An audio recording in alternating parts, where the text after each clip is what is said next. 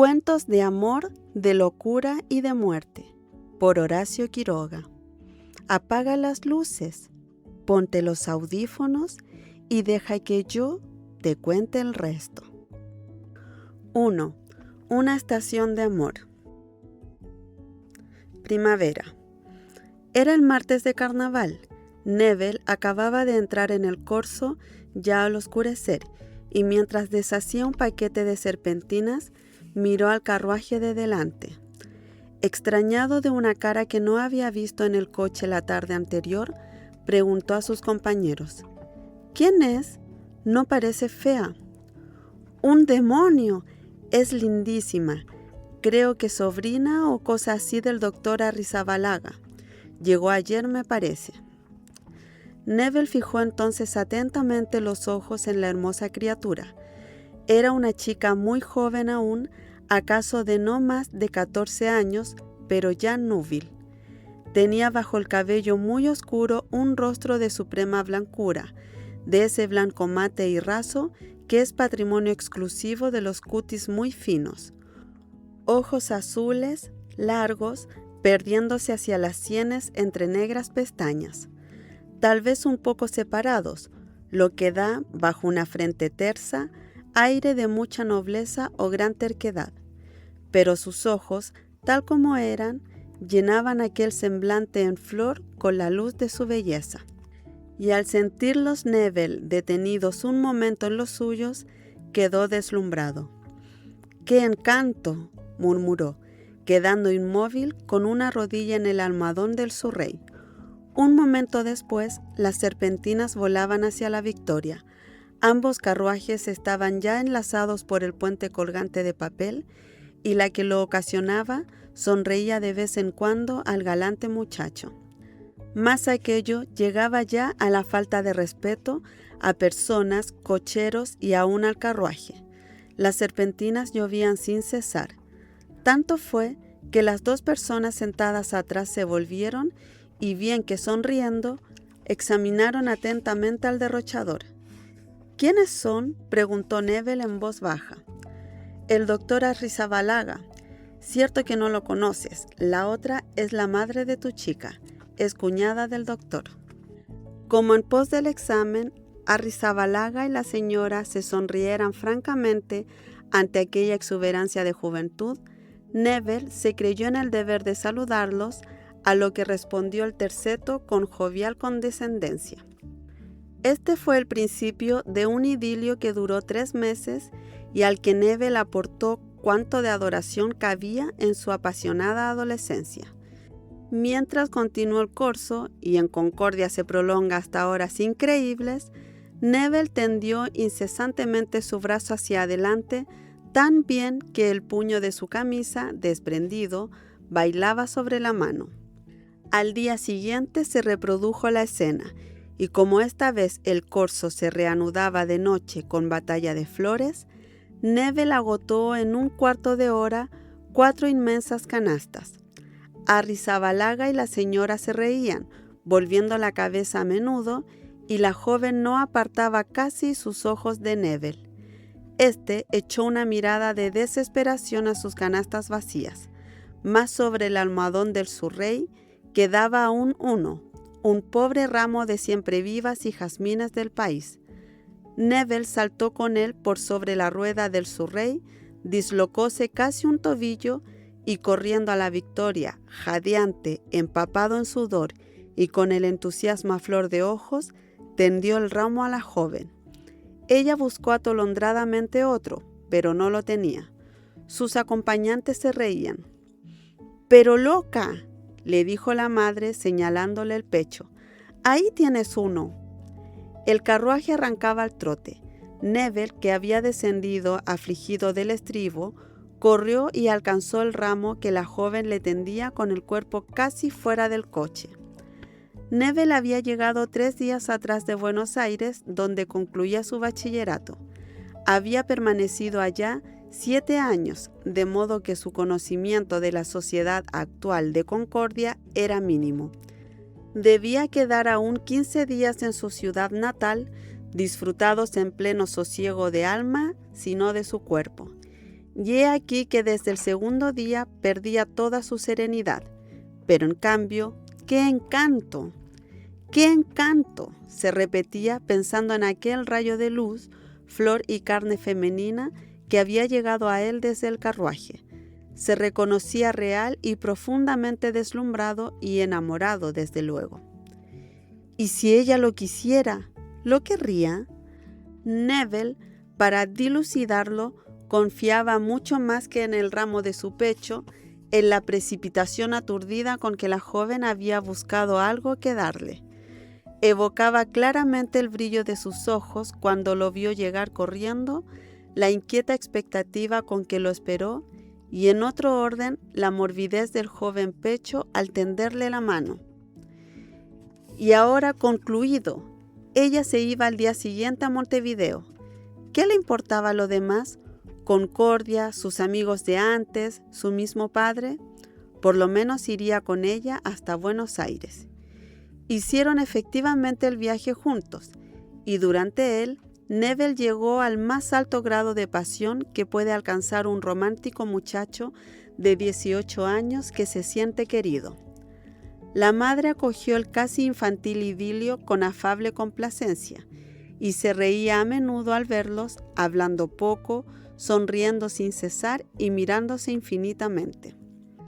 La despedida fue breve, pues Neville no quiso perder el último vestigio de cordura que le quedaba, cortando su carrera tras ella. Ellas volverían a Concordia en el invierno, acaso una temporada. ¿Iría él? ¿O no volver yo? Y mientras Neville se alejaba despacio por el muelle, volviéndose a cada momento, ella, de pecho sobre la borda y la cabeza baja, lo seguía con los ojos, mientras en la planchada los marineros levantaban los suyos risueños a aquel idilio y al vestido, corto aún, de la tiernísima joven. Verano. El 13 de junio, Neville volvió a Concordia y aunque supo desde el primer momento que Lidia estaba allí, pasó una semana sin inquietarse poco ni mucho por ella. 4 meses son plazo sobrado para un relámpago de pasión y apenas si en el agua dormida de su alma el último resplandor alcanzaba a rizar su amor propio. Sentía así curiosidad de verla, hasta que un nimio incidente, punzando su vanidad, lo arrastró de nuevo. El primer domingo, Neville, como todo buen chico de pueblo, esperó en la esquina la salida de misa.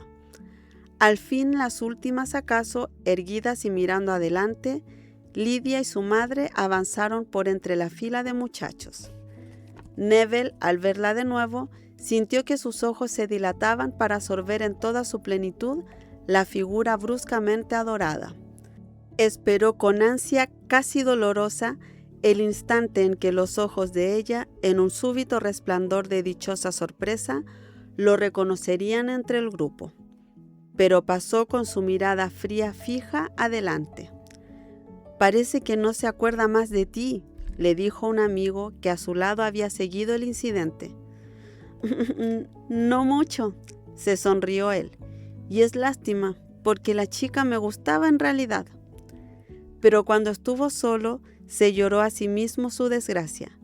Y ahora que había vuelto a verla, ¿cómo la había querido siempre, él que creía no acordarse más? Y acabado, ¡pum, pum, pum!, repetía sin darse cuenta, ¡pum!, todo ha concluido. De golpe, ¿y si no me hubieran visto? Claro, pero claro. Su rostro se animó de nuevo y acogió esta vaga probabilidad con profunda convicción. A las 3 golpeaba en casa del doctor Arrizabalaga. Su idea era elemental. Consultaría con cualquier mísero pretexto al abogado y acaso la viera. Fue allá. Una súbita carrera por el patio respondió al timbre y Lidia, para detener el impulso, tuvo que cogerse violentamente a la puerta vidriera. Vio a Neville, lanzó una exclamación y ocultando con sus brazos la ligereza de su ropa, huyó más velozmente aún. Un instante después, La madre abría el consultorio y acogía a su antiguo conocido con más viva complacencia que 4 meses atrás. Neville no cabía en sí de gozo, y como la señora no parecía inquietarse por las preocupaciones jurídicas de Neville, éste prefirió también 1.000.000 de veces su presencia a la del abogado. Con todo, se hallaba sobre ascuas de una felicidad demasiado ardiente, y como tenía 18 años, deseaba irse de una vez para gozar a solas y sin cortedad su inmensa dicha. «¿Tan pronto ya?», le dijo la señora. «Espero que tendremos el gusto de verlo otra vez, ¿no es verdad?». «Oh, sí, señora. En casa todos tendríamos mucho placer, supongo que todos. ¿Quiere que consultemos?». Se sonrió con maternal burla. «Oh, con toda el alma», repuso Neville. «Lidia, ven un momento. Hay aquí una persona a quien conoces». Lidia llegó cuando él estaba ya de pie. Avanzó al encuentro de Neville, los ojos centelleantes de dicha, y le tendió un gran ramo de violetas con adorable torpeza. «Si a usted no le molesta», prosiguió la madre, «podría venir todos los lunes. ¿Qué le parece?». «Que es muy poco, señora», repuso el muchacho. «Los viernes también. ¿Me permite?». La señora se echó a reír. «Qué apurado. Yo no sé. Veamos qué dice Lidia». «¿Qué dices, Lidia?». La criatura, que no apartaba sus ojos rientes de Neville, le dijo sí en pleno rostro, puesto que a él debía su respuesta. «Muy bien, entonces hasta el lunes, Neville». Neville objetó. «¿No me permitiría venir esta noche? Hoy es un día extraordinario». «Bueno, esta noche también. Acompáñalo, Lidia». Pero Neville, en loca necesidad de movimiento, se despidió allí mismo y huyó con su ramo, cuyo cabo había deshecho casi y con el alma proyectada al último cielo de la felicidad. Durante 2 meses, en todos los momentos en que se veían, en todas las horas que los separaban, Neville y Lidia se adoraron. Para él, romántico hasta sentir el estado de dolorosa melancolía que provoca una simple garúa que agrisa el patio, la criatura aquella, con su cara angelical, sus ojos azules y su temprana plenitud, debía encarnar la suma posible de ideal. Para ella, Neville era varonil, buen mozo e inteligente. No había en su mutuo amor más nube que la minoría de edad de Neville. El muchacho, dejando de lado estudios, carreras y demás superfluidades, quería casarse. Como probado, no había sino 2 cosas: que a él le era absolutamente imposible vivir sin Lidia y que llevaría por delante cuanto se opusiese a ello. Presentía, o más bien dicho sentía, que iba a escollar rudamente. Su padre, en efecto, a quien había disgustado mucho el año que perdía Neville tras un amorío de carnaval, debía apuntar las íes con terrible vigor. A fines de agosto habló un día definitivamente a su hijo. «Me han dicho que sigues tus visitas a lo de Arrizabalaga. ¿Es cierto? Porque tú no te dignas decirme una palabra». Neville vio toda la tormenta en esa forma de dignidad y la voz le tembló un poco al contestar. Si no te dije nada, papá, es porque sé que no te gusta que te hable de eso». «Bah, ¿cómo gustarme puedes, en efecto, ahorrarte el trabajo? Pero quisiera saber en qué estado estás. ¿Vas a esa casa como novio?». «Sí». «¿Y te reciben formalmente?». «Creo que sí». El padre lo miró con fijeza y tamborileó sobre la mesa. «Está bueno, muy bien. Óyeme, porque tengo el deber de mostrarte el camino. ¿Sabes tú bien lo que haces? ¿Has pensado en lo que puede pasar?». ¿Pasar? ¿Qué? «Que te case con esa muchacha. Pero fíjate, ya tienes edad para reflexionar al menos. ¿Sabes quién es? ¿De dónde viene? ¿Conoces a alguien que sepa qué vida lleva en Montevideo?». «¡Papá!». «Sí, ¿qué hacen allá?». «Bah, no pongas esa cara. No me refiero a tu novia. Esa es una criatura y como tal no sabe lo que hace. Pero ¿sabe de qué viven? No, ni me importa, porque aunque seas mi padre, deja eso para después. No te hablo como padre, sino que como cualquier hombre honrado pudiera hablarte. Y puesto que te indigna tanto lo que te pregunto, averigua a quien quiera contarte qué clase de relaciones tiene la madre de tu novia con su cuñado. Pregunta. Sí, ya sé que ha sido... ¿sabes que ha sido la querida de Arrizabalaga? Y que él u otros sostiene la casa en Montevideo.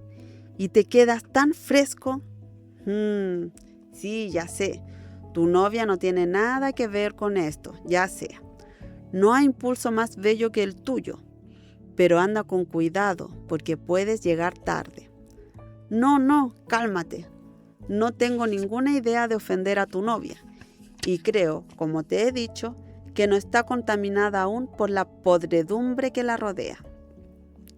Pero si la madre te la quiere vender en matrimonio, o más bien a la fortuna que vas a heredar cuando yo muera, dile que el viejo Neville no está dispuesto a esos tráficos y que antes se lo llevará el diablo que consentir a ese matrimonio.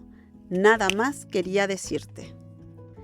El muchacho quería mucho a su padre, a pesar del carácter de éste. Salió lleno de rabia por no haber podido desahogar su ira, tanto más violenta cuanto que él mismo la sabía injusta. Hacía tiempo ya que no lo ignoraba. La madre de Lidia había sido querida de Arrizabalaga en vida de su marido y aún 4 o 5 años después. Se veían todavía de tarde en tarde, pero el viejo libertino, arrebujado ahora en su artritis de solterón enfermizo, distaba mucho de ser, respecto de su cuñada, lo que se pretendía, y si mantenía el tren de madre e hija, lo hacía por una especie de agradecimiento de ex amante y sobre todo para autorizar los chismes actuales que hinchaban su vanidad. Neville evocaba a la madre y con su estremecimiento de muchacho loco por las mujeres casadas, recordaba cierta noche en que hojeando juntos y reclinados una illustration, había creído sentir sobre sus nervios súbitamente tensos un hondo hálito de deseo que surgía del cuerpo pleno que rozaba con él. Al levantar los ojos, Neville había visto la mirada de ella, mareada, posarse pesadamente sobre la suya. Se había equivocado, era terriblemente histérica, pero con raras crisis explosivas. Los nervios desordenados repiqueteaban hacia adentro, y de aquí la enfermiza tenacidad en un disparate y el súbito abandono de una convicción, y en los pródromos de la crisis la obstinación creciente, convulsiva, edificándose con grandes bloques de absurdos. Abusaba de la morfina por angustiosa necesidad y por elegancia. Tenía 37 años, era alta, con labios muy gruesos y encendidos que humedecía sin cesar. Sin ser grandes, sus ojos lo parecían por el corte y por tener pestañas muy largas, pero eran admirables de sombra y fuego. Se pintaba, vestía como la hija, con perfecto buen gusto, y era esta sin duda su mayor seducción. Debía de haber tenido como mujer profundo encanto. Ahora la histeria había trabajado mucho su cuerpo, siendo desde luego enferma del vientre. Cuando el latigazo de la morfina pasaba, sus ojos se empañaban y de la comisura de los labios, del párpado globoso, pendía una fina redecilla de arrugas. Pero a pesar de ello, la misma histeria que le deshacía los nervios era el alimento un poco mágico que sostenía su tonicidad.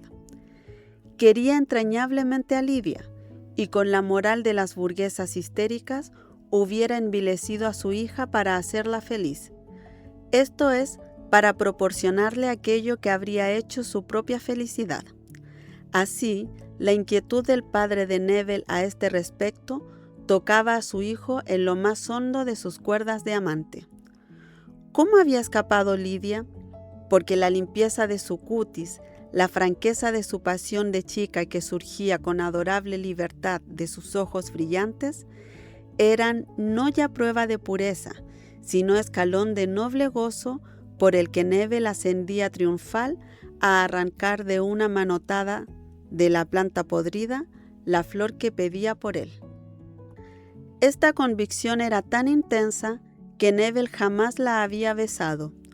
Una tarde, después de almorzar, en que pasaba por lo de Arrizabalaga, había sentido loco deseo de verla.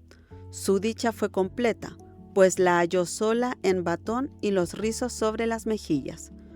Como Neville la retuvo contra la pared, ella, riendo y cortada, se recostó en el muro, y el muchacho, frente a ella, tocándola casi, sintió en sus manos inertes la alta felicidad de un amor inmaculado que tan fácil le habría sido manchar.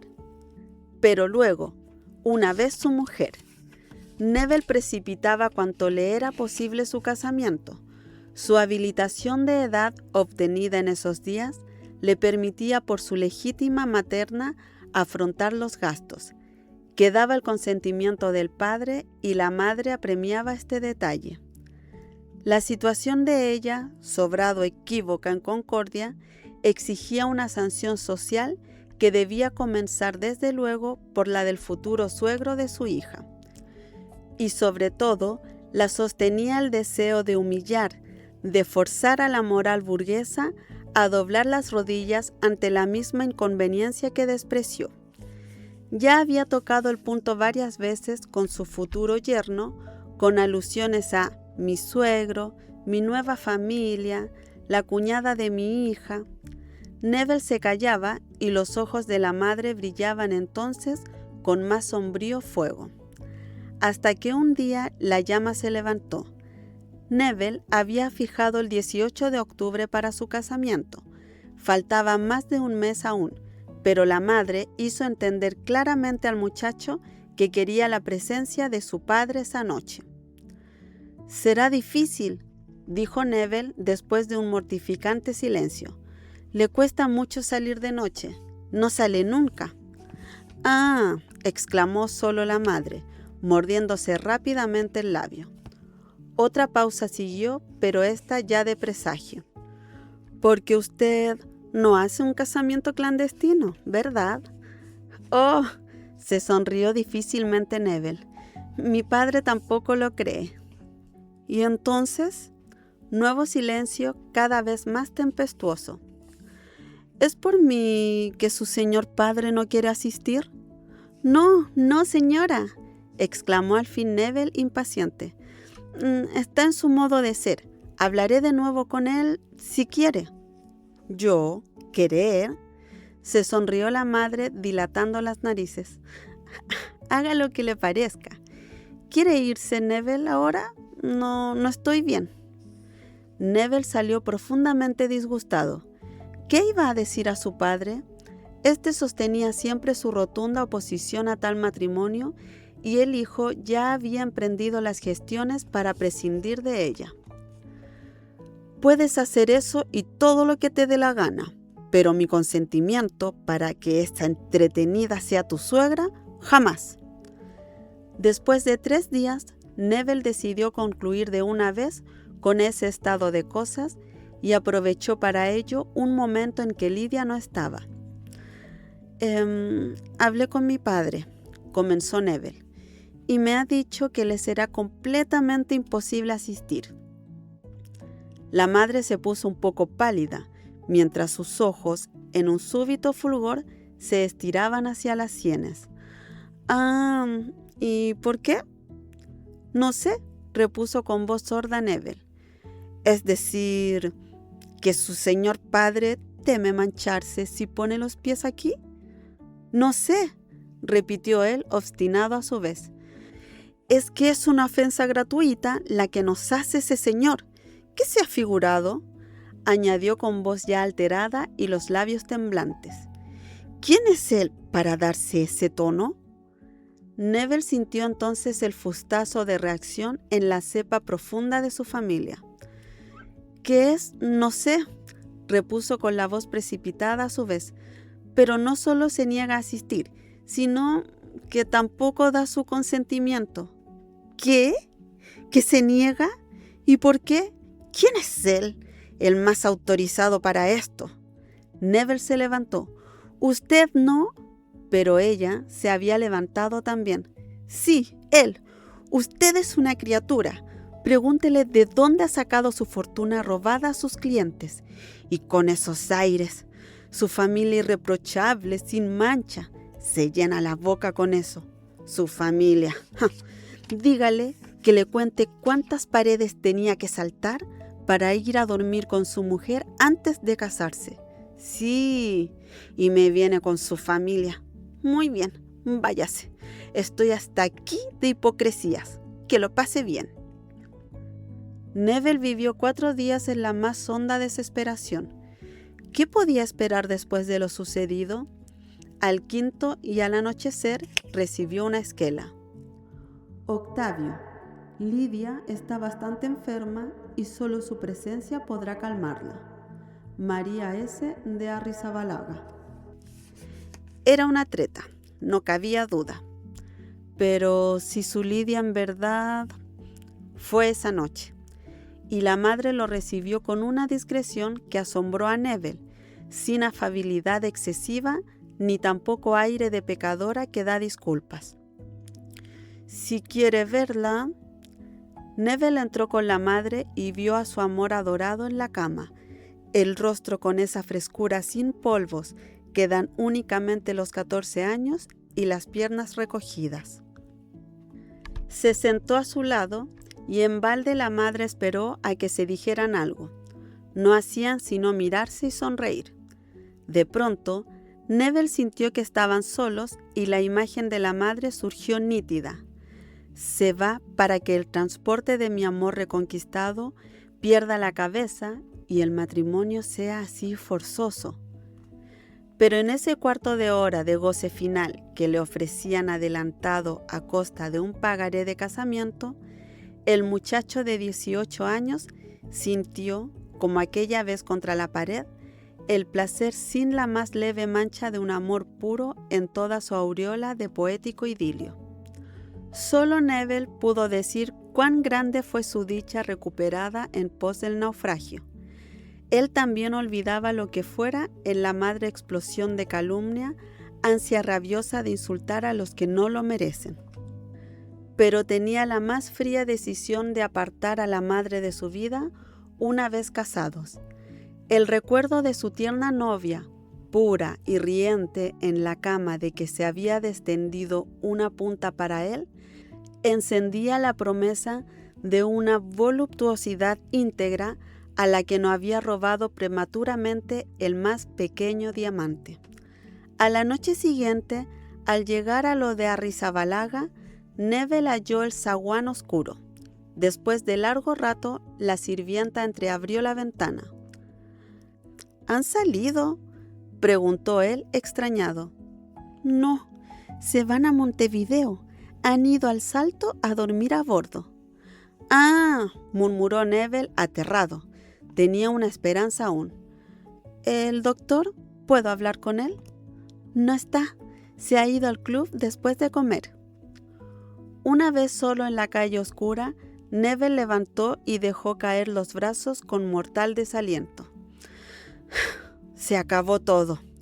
Su felicidad, su dicha reconquistada un día antes, perdida de nuevo y para siempre. Presentía que esta vez no había redención posible. Los nervios de la madre habían saltado a la loca como teclas y él no podía ya hacer más. Caminó hasta la esquina y desde allí, inmóvil bajo el farol, contempló con estúpida fijeza la casa rosada. Dio una vuelta a la manzana y tornó a detenerse bajo el farol. Nunca, nunca más. Hasta las 11:30 hizo lo mismo. Al fin se fue a su casa y cargó el revólver, pero un recuerdo lo detuvo. Meses atrás había prometido a un dibujante alemán que antes de suicidarse un día, Neville era adolescente, iría a verlo. uníalo con el viejo militar de Guillermo una viva amistad cimentada sobre largas charlas filosóficas. A la mañana siguiente, muy temprano, Neville llamaba al pobre cuarto de aquel. La expresión de su rostro era sobrado explícita. ¿Es ahora?, le preguntó el paternal amigo estrechándole con fuerza la mano. «Psst, de todos modos», repuso el muchacho mirando a otro lado. El dibujante con gran calma le contó entonces su propio drama de amor. «Vaya a su casa», concluyó, «y si a las 11 no ha cambiado de idea, vuelva a almorzar conmigo, si es que tenemos que, y después hará lo que quiera. ¿Me lo jura?» «Se lo juro», contestó Neville, devolviéndole su estrecho apretón con grandes ganas de llorar. En su casa lo esperaba una tarjeta de Lidia. «Idolatrado Octavio, mi desesperación no puede ser más grande, pero mamá ha visto que si me casaba con usted, me estaban reservados grandes dolores. He comprendido como ella que lo mejor era separarnos y le jura no olvidarlo nunca. Tu Lidia». «Ah, tenía que ser así», clamó el muchacho, viendo al mismo tiempo con espanto su rostro demudado en el espejo. La madre era quien había inspirado la carta, ella y su maldita locura. Lidia no había podido menos que escribir y la pobre chica, trastornada, lloraba todo su amor en la redacción. «Ah, si pudiera verla algún día, decirle de cómo la he querido, cuánto la quiero ahora, adorada de mi alma». Temblando, fue hasta el velador y cogió el revólver, pero recordó su nueva promesa y durante un larguísimo tiempo permaneció allí de pie, limpiando obstinadamente con la uña una mancha del tambor. Otoño. Una tarde en Buenos Aires, acababa Neville de subir al tranvía cuando el coche se detuvo un momento más del conveniente y Neville, que leía, volvió al fin la cabeza. Una mujer con lento y difícil paso avanzaba entre los asientos. Tras una rápida ojeada a la incómoda persona, Neville reanudó la lectura. La dama se sentó a su lado y al hacerlo miró atentamente a su vecino. Neville, aunque sentía de vez en cuando la mirada extranjera posada sobre él, prosiguió su lectura, pero al fin se cansó y levantó el rostro extrañado. «Ya me parecía que era usted», exclamó la dama, aunque dudaba aún. «No me recuerda, ¿no es cierto?» «Sí», repuso Neville abriendo los ojos, «la señora de Arrizabalaga». Ella vio la sorpresa de Neville y sonrió con aire de vieja cortesana que trata aún de parecer bien a un muchacho. De ella, cuando Neville la conoció 11 años atrás, solo quedaban los ojos, aunque más hundidos y ya apagados. El cutis amarillo con tonos verdosos en las sombras se resquebrajaba en polvorientos surcos. Los pómulos saltaban ahora y los labios, siempre gruesos, pretendían ocultar una dentadura del todo cariada. Bajo el cuerpo demacrado se veía viva la morfina corriendo por entre los nervios agotados y las arterias acuosas hasta haber convertido en aquel esqueleto a la elegante mujer que un día hojeó la Illustration a su lado. «Sí, estoy muy envejecida y enferma. He tenido ya ataque a los riñones. ¿Y usted?», añadió mirándolo con ternura, «siempre igual. Verdad es que no tiene 30 años aún. Lidia también está igual». Neville levantó los ojos. «¿Soltera?» «Sí. ¿Cuánto se alegrará cuando le cuente?» «¿Por qué no le da ese gusto a la pobre? ¿No quiere ir a vernos?» «Con mucho gusto», murmuró Neville. «Sí, vaya pronto. Ya sabe lo que hemos sido para usted. En fin, Boedo 1483, departamento 14. Nuestra posición es tan mezquina. Oh, protestó él, levantándose para irse. Prometió ir muy pronto. 12 días después, Neville debía volver al ingenio y antes quiso cumplir su promesa. Fue allá, un miserable departamento de arrabal. La señora de Arrizabalaga lo recibió mientras Lidia se arreglaba un poco. «¿Con qué 11 años?» observó de nuevo la madre. «¿Cómo pasa el tiempo? Y usted que podría tener una infinidad de hijos con Lidia». «Seguramente», sonrió Neville mirando a su alrededor. «Oh, no estamos muy bien. Y sobre todo, como debe estar puesta su casa, siempre oigo hablar de sus cañaverales. ¿Es ese su único establecimiento?» «Sí, en Entre Ríos también». ¡Qué feliz! Si pudiera uno... Siempre deseando ir a pasar unos meses en el campo y siempre con el deseo. Se calló echando una fugaz mirada a Neville. Con el corazón apretado, revivía nítidas las impresiones enterradas 11 años en su alma. Y todo esto por falta de relaciones. Es difícil tener un amigo en esas condiciones. El corazón de Neville se contraía cada vez más y Lidia entró.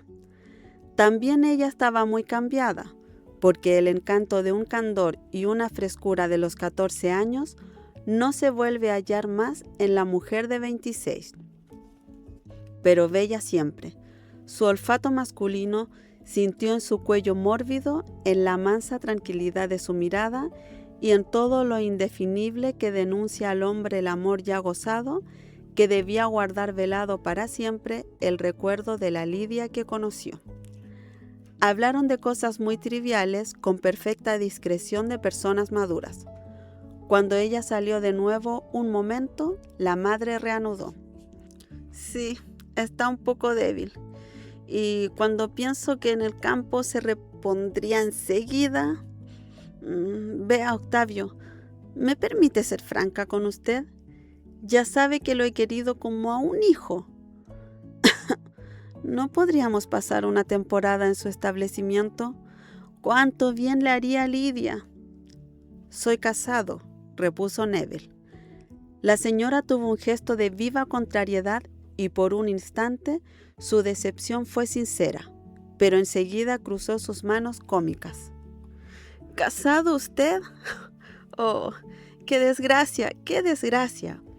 Perdóneme, ya sabe, no sé lo que digo».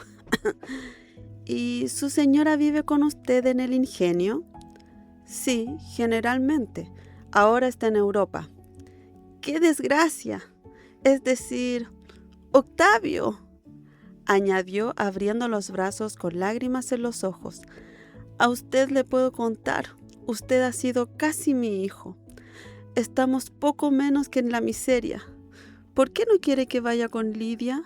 Voy a tener con usted una confesión de madre», concluyó con una pastosa sonrisa y bajando la voz. «Usted conoce bien el corazón de Lidia, ¿no es cierto?» Esperó respuesta, pero Neville permanecía callado. «Sí, usted la conoce. ¿Y cree que Lidia es mujer capaz de olvidar cuando ha querido?» Ahora había reforzado su insinuación con una lenta guiñada. Neville valoró entonces de golpe el abismo en el que pudo haber caído antes. Era siempre la misma madre, pero ya envilecida por su propia alma vieja, la morfina y la pobreza. Y Lidia. Al verla otra vez, había sentido un brusco golpe de deseo por la mujer actual, de garganta llena y ya estremecida. Ante el tratado comercial que le ofrecían, se echó en brazos de aquella rara conquista que le deparaba el destino. «¿No sabes, Lidia?», prorrumpió la madre, alborozada al volver su hija. «Octavio nos invita a pasar una temporada en su establecimiento. ¿Qué te parece?» Lidia tuvo una fugitiva contracción de cejas y recuperó su serenidad. «Muy bien, mamá». «Ah, no sabes lo que dice. Está casado». tan joven aún. Somos casi de su familia. Lidia volvió entonces los ojos a Neville y lo miró un momento con dolorosa gravedad. «Hace tiempo», murmuró. «4 años», repuso él en voz baja. A pesar de todo, le faltó ánimo para mirarla. Invierno. No hicieron el viaje juntos por un último escrúpulo de Neville en una línea donde era muy conocido, pero al salir de la estación subieron todos en el break de la casa. Cuando Neville quedaba solo en el ingenio, no guardaba a su servicio doméstico más que a una vieja india, pues, a más de su propia frugalidad, su mujer se llevaba consigo toda la servidumbre. De este modo, presentó sus acompañantes a la fiel nativa como una tía anciana y su hija, que venían a recobrar la salud perdida. Nada más creíble, por otro lado, pues la señora decaía vertiginosamente. Había llegado deshecha, el pie incierto y pesadísimo, y en su faz angustiosa, la morfina, que había sacrificado 4 horas seguidas a ruego de Neville, pedía a gritos una corrida por dentro de aquel cadáver viviente. Neville, que cortara sus estudios a la muerte de su padre, sabía lo suficiente para prever una rápida catástrofe. El riñón íntimamente atacado tenía a veces paros peligrosos que la morfina no hacía sino precipitar. Ya en el coche, no pudiendo resistir más, la dama había mirado a Neville con transida angustia. «Si me permite, Octavio, no puedo más. Lidia, ponte delante». La hija tranquilamente ocultó un poco a su madre y Neville oyó el crujido de la ropa violentamente recogida para pinchar el muslo. Los ojos se encendieron y una plenitud de vida cubrió como una máscara aquella cara agónica. «Ay, ahora estoy bien. ¡Qué dicha! Me siento bien». «Debería dejar eso», dijo duramente Neville mirándola de costado. «Al llegar estará peor». «Oh, no. Antes morir aquí mismo». Neville pasó todo el día disgustado y decidido a vivir cuanto le fuera posible sin ver en Lidia y su madre más que 2 pobres enfermas. Pero al caer la tarde, y a ejemplo de las fieras que empiezan a esta hora a afilar las garras, el celo de varón comenzó a relajarle la cintura en lazos de escalofríos. Comieron temprano, pues la madre, quebrantada, deseaba acostarse de una vez. No hubo tampoco medio de que tomara exclusivamente leche. «Uy, qué repugnancia, no la puedo pasar. ¿Y quiere que sacrifique los últimos años de mi vida, ahora que podría morir contenta?» Lidia no pestañeó. Había hablado con Neville pocas palabras, y solo al fin del café la mirada de éste se clavó en la de ella, pero Lidia bajó la suya enseguida. 4 horas después, Neville abría sin ruido la puerta del cuarto de Lidia. «¿Quién es?», sonó de pronto la voz azorada. «Soy yo», murmuró apenas Neville. Un movimiento de ropas, como el de una persona que se sienta bruscamente en la cama, siguió a sus palabras y el silencio reinó de nuevo. Pero cuando la mano de Neville tocó en la oscuridad un brazo fresco, el cuerpo tembló entonces en una honda sacudida.